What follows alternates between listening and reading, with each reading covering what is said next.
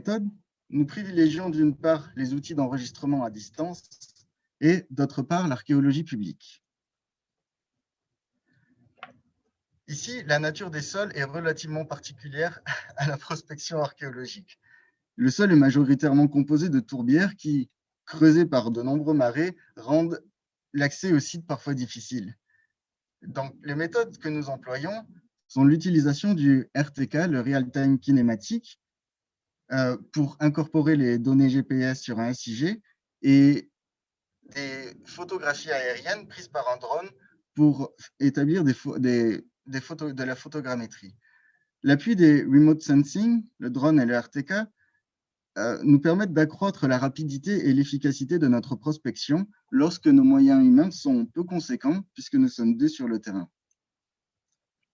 Voici par exemple une photo prise par un drone qui nous a permis en un clin d'œil de pouvoir évaluer le potentiel du site et de repérer les éléments paysagers qui seront pertinents à l'enregistrement sur le premier site que nous avons visité en début de la semaine passée. Donc, ce drone nous sert à la prospection elle-même, puisque comme nous faisons face à des sites relativement complexes au vu de leur taille conséquente, et cette complexité réside aussi dans la nature même des sites, des paysages agricoles, dans la difficulté d'établir leurs limites géographiques, comme je viens de le dire, mais aussi dans la nature subtile de certaines structures, comme les systèmes de drainage et les talus que vous pouvez voir à l'écran.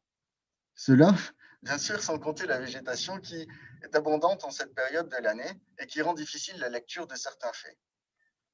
C'est donc face à ces difficultés que l'archéologie publique peut apporter son appui. Je souhaiterais rappeler, en ce qui concerne l'archéologie publique, que les résidents d'un territoire sont finalement les experts de leur propre terre. Dialoguer avec les habitants d'un territoire, c'est dialoguer avec la mémoire vivante de ce territoire.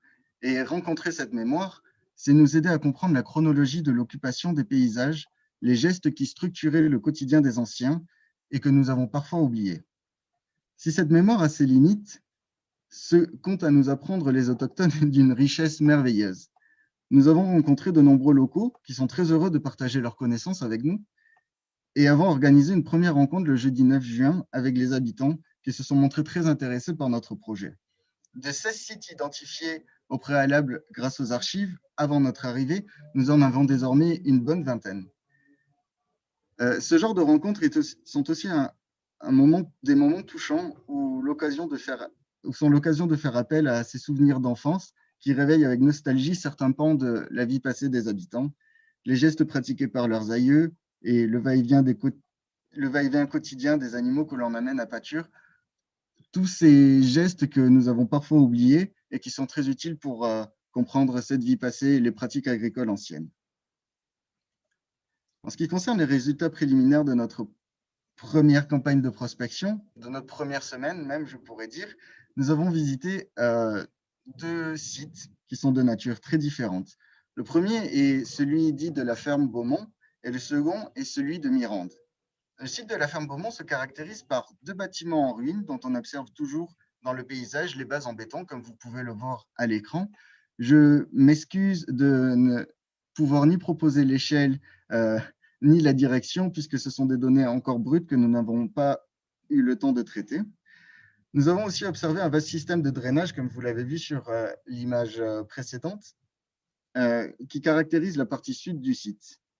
Visiblement, il s'agit d'une structure relativement récente que les discussions avec les habitants ont permis d'attribuer à un certain monsieur Gauvin, décédé avant 1950. Ce premier site comporte déjà des curiosités, un vaste système de drainage que nous venons d'évoquer et dont l'utilité nous est encore inconnue. Et l'installation même de cette ferme sur une zone relativement stérile, alors que des sols riches se situent à proximité directe au sud.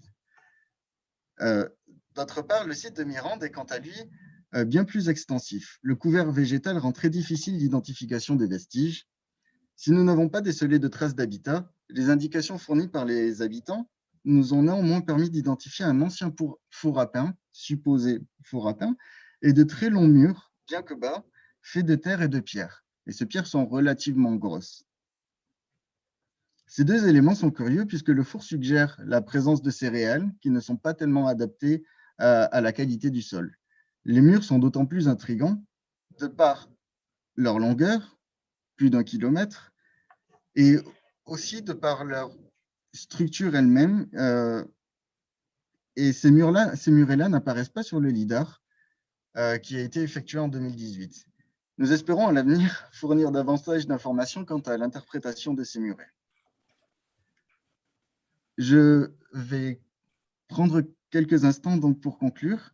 A priori, grâce à ces résultats préliminaires, nous pouvons spéculer sur la nature de l'agriculture pratiquée sur Miquelon et Langlade. Il semble que l'horticulture, pratiquée à l'échelle de la ferme, ait été encouragée par les officiers du roi dès le 19e siècle pour accroître la production et permettre de vendre certains excédents aux pêcheurs, qu'ils soient locaux ou étrangers.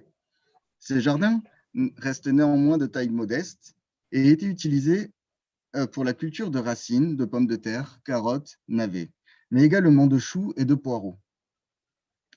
Il faut ajouter à cela l'élevage qui occupe une part importante de l'activité agricole, des vaches essentiellement, mais aussi des moutons et chèvres qui sont amenés à paître tous les jours, sauf en hiver où ils sont abrités dans les granges. Leur excrément servait à amender les zones de pâture qui produisent le foin pour les nourrir. Les chevaux, eux, sont utilisés comme le moyen de transport privilégié. La relation à la mer y est aussi essentielle. On y retrouve le goémon, qui est l'engrais privilégié pour fertiliser les jardins. L'échange de produits entre les fermiers et les marins crée ce cercle vertueux qui assure la viabilité alimentaire dans l'archipel. Des observations similaires ont été effectuées sur le site viking de Lance aux Meadows à Terre-Neuve, et nous souhaitons à l'avenir explorer la possibilité d'une continuité des formes dans la pratique de l'agriculture dans la région du golfe du Saint-Laurent. Nous sommes assez satisfaits des premiers résultats de notre prospection et puis nous espérons aussi continuer sur cette belle lancée, si la météo sur l'archipel nous le permet, bien sûr. Nous espérons couvrir une dizaine de sites d'ici la fin du mois, dans le cadre de notre prospection, et éventuellement retourner sur l'archipel la saison prochaine pour achever cet inventaire. D'ici là, nous nous attachons à déceler les traces d'occupation sur la longue durée qui nous permettront de creuser la question des mutations et des évolutions des paysages agricoles. Étudier l'agriculture à Miquelon et Langlade, c'est mettre en valeur l'ancienneté d'une profession qui a joué un rôle essentiel dans la sédentarisation de l'habitat et dans l'épanouissement économique régional lié à l'activité maritime. Étudier l'agriculture sur le plan archéologique, c'est aussi, dans les temps que nous vivons, s'interroger sur des manières plus saines de pratiquer l'agriculture de nos jours, où l'archéologie pourrait apporter sa contribution à reconstituer une production agricole plus respectueuse de la terre, des animaux et des hommes. Je vous remercie beaucoup de votre attention et puis je souhaitais remercier l'Association des archéologues du Québec pour m'avoir invité à participer à ce colloque et puis aussi remercier le programme de recherche Archéosciences, Archéosociales pour leur soutien et leur appui dans la réalisation de notre projet. Merci à tous.